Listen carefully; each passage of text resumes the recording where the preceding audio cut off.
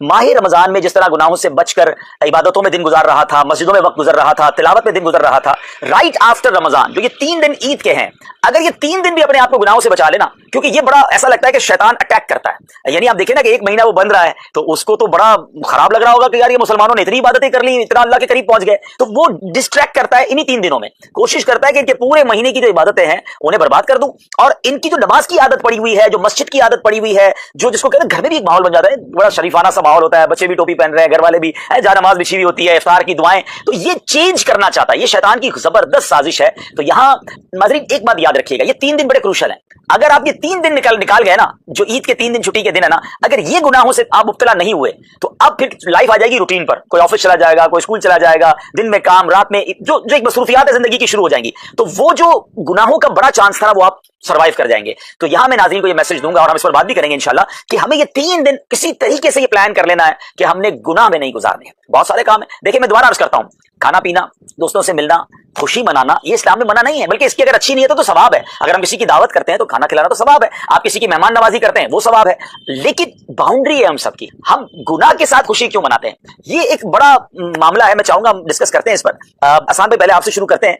ये वाकई एक बड़ा मसला हो गया है मुसलमानों में कि जब भी खुशी मनानी है, whenever we try to celebrate something, जनाब उसमें अल्लाह को नाराज करना है, ये एक ऐसा शैतान का वार है जो लोग शायद समझ नहीं पा रहे। क्या फरमाएंगे आप इस बारे में? हाई साहब, ये जो आपने अभी पॉइंट आउट किया है, इसमें मैं ये समझता हूँ कि जैसे हदीस पाक में भी आता है कि जब रमजान आते हैं तो शैतान को कैद कर लिया जाता है, तो क्या इसकी एक वजह ये नहीं है कि जैसे ही रमजान खत्म होता है वो शैतान जो आजाद होता है और जो उसने अपने बदले लेता है हम लोगों से, कि जिस तरह से हमें गुमराह करने की कोशिश करता है, नेकी के रास्ते से हटाने की कोशिश करता है, तो ये इसकी एक वजह आप नहीं समझते कि ये चीज है? देखिए यही तो मुझे मैं समझाना चाह रहा हूँ, और ये हम सबने समझना है कि शैतान जला भुना बैठा हुआ है कि 1 महीना ये बंदे अल्लाह के करीब चले गए, अब 3 दिन में इनका जो है ना सारा किया कराया जो है ना उसमें पानी फेरना है।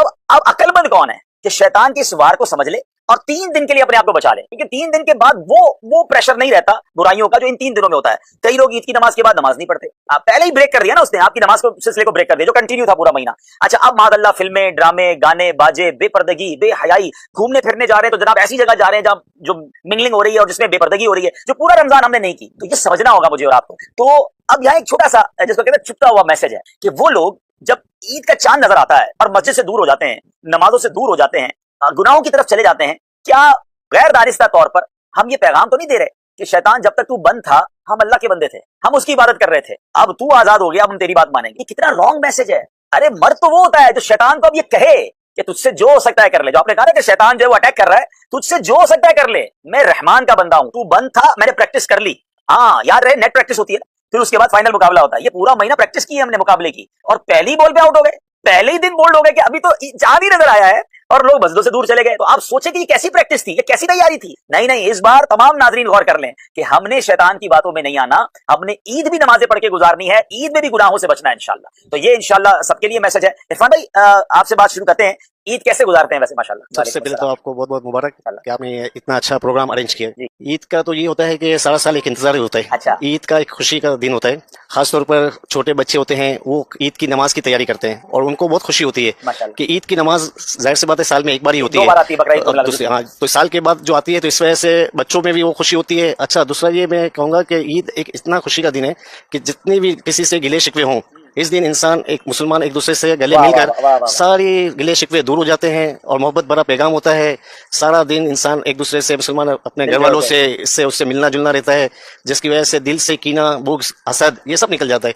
इस्लाम का इतना अच्छा यानी कि मैसेज है, बल्कि ईद की नमाज ही ऐसी है कि नमाज पढ़ते ही फौरन इंसान एक दूसरे से जब गले मिलता है तो उस वक्त सारी यानी कि ये तो इरफान भाई और पहलू की तरफ ले गए। वैसे नाज़रीन सोचिए कि ये जो कह रहे हैं अगर ऐसा है तो बहुत अच्छी बात है, तो जबरदस्त हो गया ना कि गिले शिकवे दूर हो गए और दिल साफ हो गए। मगर ऐसा होता कम है, गले भी मिल रहे हैं, ईद की मुबारकबाद भी दे रहे हैं और दिल से माफ भी नहीं कर रहे। मजा तो इस बात पे जो हमारे इरफान भाई कह रहे हैं ना कि बस ईद का दिन आ गया, खुशियों का दिन आ गया, क्या दुश्मनी रखनी, अब क्या दिल पे बात रखनी, ये भी अल्लाह का बंदा, मैं भी अल्लाह का बंदा, हो गई कोई बात नहीं, दिल बड़ा करें, ईद मुबारक करें। अब ईद मुबारक भी कर रहे हैं और दिल भी भरा हुआ है, तो सुभान अल्लाह, बड़ा अच्छा इनकी मैं तो समझता हूँ हमें पॉइंट मिला है कि आज सारे भाई ये नियत कर लें, खुशी का मौका है ना, माफ कर, हाँ दिल साफ कर लो यार। मैं समझता हूँ ईद की सबसे बड़ा तोहफा ये ईदी अगर किसी को देनी है ना तो सबसे बड़ी ईदी ये है कि आप सबको माफ कर दे, बस जो हो गया, दिल बड़ा करें रिश्तेदारों। अच्छा ऐसा भी होता है इरफान भाई, और ऐसा हो सकता है अभी भी कोई हमारे व्यूअर्स सुन रहे हो हमको कि आज ईद का दिन है मगर फला रिश्तेदार को फोन नहीं करना या फला के घर नहीं जाना है, नहीं वो तो हमारे साथ उन्होंने ऐसा किया था वैसा किया था। ये कैसी खुशी है कि आप किसी मुसलमान से दूर हैं।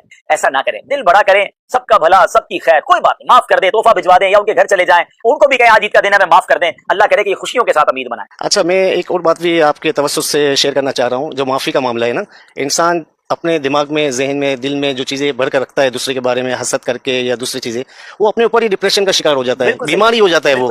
तो बेहतर ये है कि अपने आप को, उसकी सबसे बेहतरीन दवा यही है कि माफ कर दे, दिल खाली कर दे, बस खत्म कर दे, उसको माफ कर दे। इसमें आखिरत के लिए भी उसके लिए अच्छा ही है, और जो दूसरों को माफ करता है अल्लाह पाक उसकी भी माफ करता है। अच्छा, बड़ी कमाल की बात की इरफान भाई, आपको तो हमें अगले प्रोग्राम में बुलाना पड़ेगा। देखिए ये कई लोगों से कई बातें सीखने को मिलती है ना कि असल फायदा तो हमें। आसिफ भाई क्या कहेंगे आप? हमने किसी से हसद किया हुआ है ना, एक्चुअली हमने अपने ऊपर ही बोझ लिया हुआ है, उसको तो टेंशन ही नहीं है, नींद आपको नहीं आ रही, सोच उसके बारे में आप रहे, दिल पे बोझ आपके कि यार उसने ऐसे क्यों कहा था, वो अच्छा तरक्की कर रहा है तो प्रॉब्लम है, तो टेंशन तो आपने अपने ऊपर ली हुई है, डिप्रेशन अलग चल रहा है, बीमारी अलग चल रही है, तो भाई अपने आप को भी फ्रेश करो, माफ करो और एंजॉय करो। क्या कहेंगे, ईद का पैगाम क्या देंगे आप? टॉपिक तो जो अगर माफी का चल रहा है तो भाई की मैंने बात सुनी है कि इससे अच्छा तोहफा कोई हो ही नहीं सकता कि दिल से माफ कर दिया जाए, और दिल से माफ करना ही बनता है। और आपने भी ये तवज्जो हमें दिलाई है कि आप वाकई अगर ऐसा हो जाए ना तो फिर तो मदीना मदीना हो जाएगा, आसान हो जाएगा, बहुत अच्छा हो जाएगा, माशरे में कितनी खुशियां आ जाएंगी। अच्छा यहाँ मैं एक और बात भी नाज़रीन आपसे करना चाहूंगा, मैं और आप सब क्या चाहते हैं? अल्लाह हमें माफ कर, हमारे सारे, अच्छा हम कहते हैं कि अल्लाह के बारे में, या अल्लाह मेरे सगीरा भी गुनाह माफ, मेरे कबीरा भी माफ, मेरी हर गलती माफ कर दे। अच्छा है बड़ी लॉजिकली बात, थोड़ी गहरी है, सब सुनिएगा।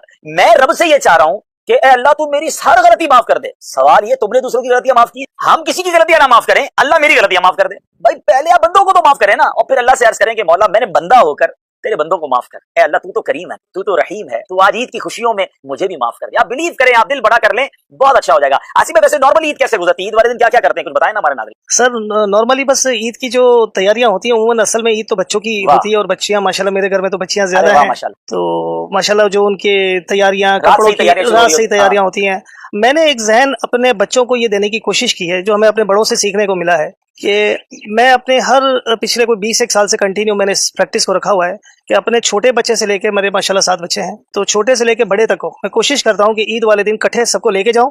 और वो मेरा जो टूर होता है, सुबह 9 बजे निकलता हूँ और शाम को 4 या 5 बजे मैं वापस आता हूँ। ये कहाँ जाते हैं भाई टूर पे? अच्छा, मेरा मानना है कि मैं अपने बच्चों को जो है वो मेरी फुफियों से मिलवाऊं, अच्छा, अपनी खालाओं से मिलवाऊं, मैं सबके घर जाता हूं। अच्छा, मैं अपने तो लोग सो के गुजारते हैं? नहीं, वो एक टाइमिंग सबके से एडजस्ट किए हुए, मैंने को सबको पता होता है कि आसिफ ने आना है। तो नानी हयात थी, अभी पिछले दिनों उनका इंतकाल हुआ है, पिछले महीने। पहले सबसे पहले नानी के पास जाना, फिर मामू के से सबसे मुलाकात करना, फिर उसके बाद खालाओं के घर जाना, फिर अपनी बहन के घर जाना। अच्छा, तो कुछ तोहफा तहाइफ, ईदी भी और सारा निजाम? नॉर्मली ये होता है कि सबसे बड़ी ईदी तो लिफाफे होते हैं। अच्छा। वो जो बच्चे होते हैं वो उनके लिए भर के साथ लेके जाते हैं। हाँ, बाकी कुछ घर ऐसे हैं जिनके लिए बहन के घर केक वगैरह साथ लेके जाना, या कोई जूसेस वगैरह, तो एक माहौल बना हुआ है। अच्छा, इसका फायदा मुझे ये पहुंचा है कि मेरे बच्चों को अब ये पता है कि पापा की फुफिया कौन है, खालुएं कौन है, फूफा कौन है, या मेरे फुफियों के जो मेरे कजन्स हैं उनके बच्चे हैं, तो वो सबसे बहुत बड़ा ताल्लुक बन गया। यानी एक ऐसा कह लें कि मैंने अपने बच्चों को कुछ 100-200 बंदों का कबीला दे दिया। वाह वाह वाह वाह, जो उम्मन लोग ये चीज नहीं करते, या शादियों में उम्मन। तो मैंने ये कोशिश की है और अल्हम्दुलिल्लाह मैं उस पर कायम हूँ। और फिर कजन्स, मेरे ददियाल के कजन्स हैं, उनको मैं बुलवाता हूँ अपने यहाँ, फिर ननियाल के कजन से उनको बुलवाते हैं। इस तरह सब अब मेरे हिसाब से सब मेरे कजनों के भी बच्चे जवान हो रहे हैं, तो ये अब एक दूसरे को जानने लगे। यानी ऐसा भी है नाजरीन कि लोग अब अपने रिश्तेदारों को भी पहचानने से, वो खास तौर पे कजन्स को या दूर के रिश्तेदारों को पता ही नहीं होता कि ये भी हमारा